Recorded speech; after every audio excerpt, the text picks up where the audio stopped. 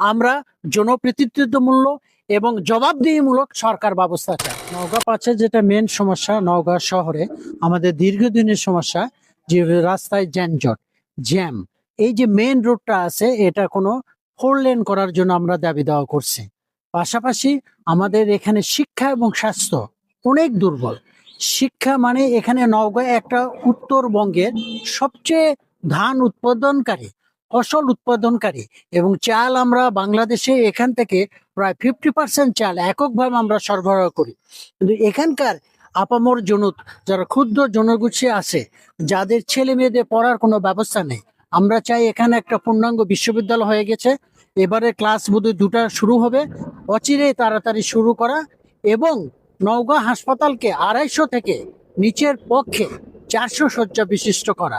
ঠিক আছে, পাশাপাশি যেহেতু কৃষি আমাদের এই অঞ্চল কৃষিভিত্তিক, এখানে একটা কৃষি বিশ্ববিদ্যালয় অথবা কৃষি ইনস্টিটিউট করা দরকার এবং সরকারি অফিস আদালতে ন্যায্যতার ভিত্তিতে সার্ভিস দেওয়া। মানুষ যাতে, যেমন ভূমি অফিসগুলো আছে, আমাদের দৈনদশা হয়। আমরা আগামী 12ই ফেব্রুয়ারি নির্বাচন, এই রাজনৈতিক সরকারের কাছে আমাদের দাবি, প্রথম দাবি যে দুর্নীতিমুক্ত বাংলাদেশ, দুর্নীতিমুক্ত আমরা বাংলাদেশ চাই। মানুষ যাতে রাস্তায়, আমাদের মা বোনেরা রাস্তাঘাটে চলাফেরা যাতে নিরাপদে করতে পারে, হ্যাঁ, এটাই আমরা দাবি। এবং বিশেষ করে মানে যেটা কারিগরি শিক্ষা করে বিদেশে, আমাদের বহির্বিশ্বে, বাংলাদেশে আমাদের অনেক স্কিল ছেলে মেয়ে আছে, অনেক দক্ষ ছেলে মেয়েরা আছে, যারা মেডিকেল অ্যাসিস্ট্যান্ট বলেন, প্যারামেডিক্যাল বলেন, টেকনিক্যাল বলেন, এগুলো করে স্কিল করে উত্তরবঙ্গে পূর্ণাঙ্গ একটা ইনস্টিটিউট করে টেকনিক্যাল এসব ছেলেকে বাইরে পাঠানোর ব্যবস্থা সরকারি পর্যায়ে। এই সমস্যাগুলো আপনাদের নওগাঁ 5 আসনে কে আসলে এটা সমস্যার সমাধান? আমরা চাচ্ছি জনপ্রতিনিধি, এখন এই মুহূর্তে বলা যাচ্ছে না, আমরা এটা বলতেও চাই না।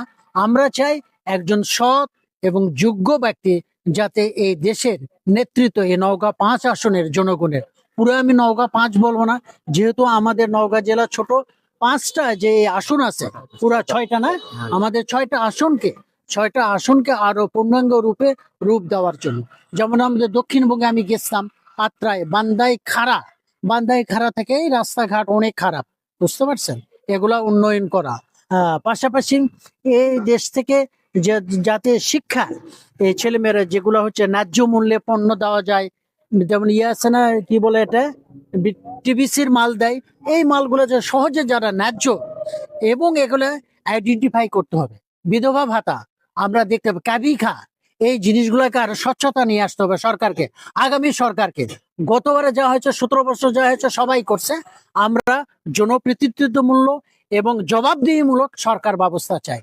ঠিক আছে, সারা বাংলাদেশের মানুষের মনের একটাই আশা যে পরিবর্তনের অঙ্গীকার চাই, দেশটা যাতে উন্নতি হয়, এই আশা আমরা সবাই করি। একটাই কথা যে পরিবর্তন চাই আমরা। অনেক সরকারি আমরা দেখলাম, তারপরেও নওগাঁর 6টি আসনের মধ্যে অন্তত পরিবর্তনের অঙ্গীকার হিসাবে 3টা আসনে আশাবাদী যে পরিবর্তনের দল মানে সিট পাবে বলে আশা করি। পরিবর্তন কে করবে? আমরা জনগণরাই করবো, যে 24 সালে করা হয়েছে ছাত্র জনতা সহ। বলো। বিসমিল্লাহির রহমানির রহিম। বলো। এখানে সমস্যা বলতে অনেক সমস্যা আছে। যেমন প্রথম সমস্যাটা হচ্ছে আমাদের কৃষির উন্নয়নের সমস্যা। আমাদের যে লরগাড়া বিলটা আছে, এই বিলে অনেকে পুকুর করেছে, অনেকে দখল করা হচ্ছে, খাত জমি অবৈধভাবে নিয়ে আছে। এটা আমরা চাচ্ছি সরকারিভাবে সুন্দর করে একটা খাল খনন করে দিলে, যেটা আমরা শুনে গেছি বাপদাদার মুখ থেকে যে শহীদ প্রেসিডেন্ট রহমান, জিয়াউর রহমান, উনি খাল প্রকল্প করে গেছিলেন। যদি ওই প্রকল্পটা করা হয়, তাহলে আমাদের বর্ষা মৌসুমে আমাদের এখানে কৃষি অল্প পানিতে আমরা কৃষি আবাদ করতে পারবো। এটা আমাদের বর্তমানে এখানকার বড় একটা সমস্যা। সমস্যার সমাধানের জন্য আপনাদের কাকে দিলে সমাধান হবে? এই সমস্যার সমাধান করতে হলে চাইলে আমাদের এই মুহূর্তে মনে হচ্ছে বিএনপির নওগাঁতে 5 আসনের মনোনয়ন এসে জনাব জাহিদুল ইসলাম ধলু ভাইকে আমরা চাচ্ছি।